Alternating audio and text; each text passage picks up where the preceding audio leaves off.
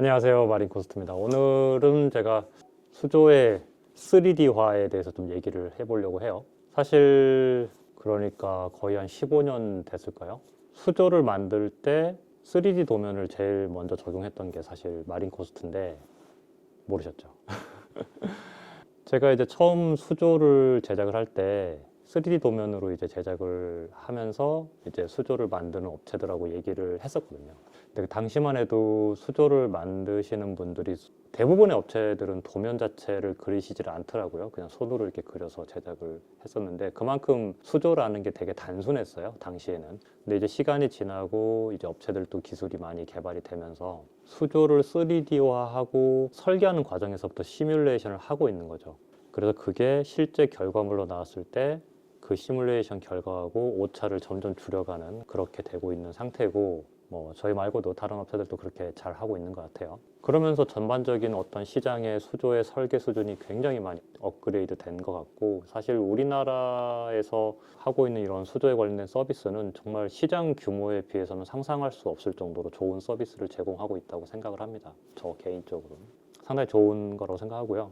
그래서 오늘은 저희가 이제 설계를 하면서 실제 어떤 것들을 고려를 하고 있고 이런 것들이 어떻게 진행이 되는지 좀 보여드리는 것도 의미가 있을 것 같아서 오늘은 그렇게 영상을 준비해 보려고 하고요. 전에 한번 되게 재밌는 얘기 들었어요. 마린코스트 사장은 도면을 그리는 게 아니다. 저 엔지니어 출신이거든요. 아시는 분 아시겠지만.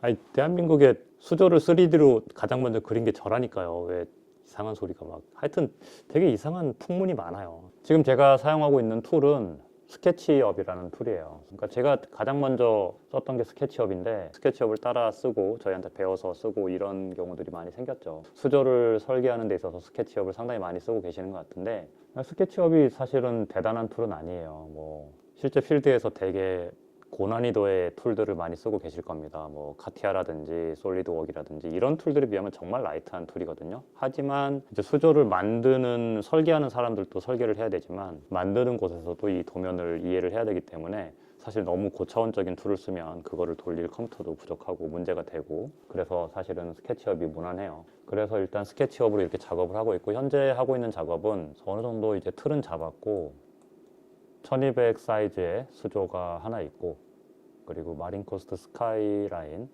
오버플로우가 들어갔죠. 그리고 이쪽에는 공유 수조가 하나 들어갔습니다. 450 사이즈인데 그래서 이게 이제 하나의 수조로 묶어지는 거예요. 지금 이제 설계가 어디까지 왔냐면 여기에 들어가는 주요 부품들이 다 이미 도면화가 같이 되어 있기 때문에 보면 이 스카이라인 오버플로우도 도면화가 되어 있죠. 그래서 이렇게 들어가고 이쪽은 또 다른 사이즈로 들어가는 거죠. 그래서 일단 여기에 들어가는 오버플로우 같은 것도 다 도면화가 됐고 여기에 들어갈 배관들도 이렇게 자리를 잡으면 어떻게 될 것인지 좀 더 구체화가 되는 거죠. 그리고 이쪽에 아직 펌프 설계가 다 끝나진 않았지만 이쪽에 보면 좀 생소한 펌프가 보이실 겁니다. 이제 저희가 새롭게 적용할 마린코스트 펌프용 자동 양말 필터의 젠2의 모습이고요. 이제 수조 쪽은 다 됐고요.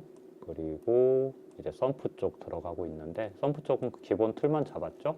고객분께서 말씀하셨던 요청 사항들 4분의 3인치 VCA 오렌지가 2개 들어가고 받침대는 벌크헤드 타공 들어가고 뭐 이런 것들 설계하면서 하나씩 디테일하게 살려주는 건데요. 그래서 지금 이 수조 같은 경우는 이 받침대로 타공이 뚫리게 되는데 그러니까 이런 것들도 사실은 가장 먼저 적용했던 게 저희예요. 많은 부분들이 저희가 최초로 적용한 부분도 많고 그거에 대해서 다른 곳에서 반영하고 제가 봤을 때는 자동차든 전자제품이든 다 이런 과정을 겪는 것 같습니다. 어떤 새로운 방식이 생기고 그 방식에 대해서 적용하고 개발하면서 서로 벤치마킹 하는 거죠. 그러면서 소비자들께서는 점점 좋아지는 제품들을 사용할 수 있게 되는 거죠. 그러면서 시장이 발전하는 거예요. 받침대를 타공을 하는데 타공 방식도 좀 다르죠. 지금 이쪽은 사실 여기다 벌크헤드를 꽂고 하면은 이 높이가 안 나와요. 그렇기 때문에 여기는 아예 관통해서 들어가야 되는 영역이고요. 그리고 이쪽은 높이가 있으니까 이렇게 배관을 벌크헤드에 꽂을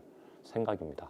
자, 이제 결국에는 이렇게 바깥쪽은 되는데 이제 안쪽이 문제죠. 그래서 이제 저희가 이렇게 해보는 거죠. 배관이 실제 다이렉트로 내려오면 어떤 모습인지 내려봅니다.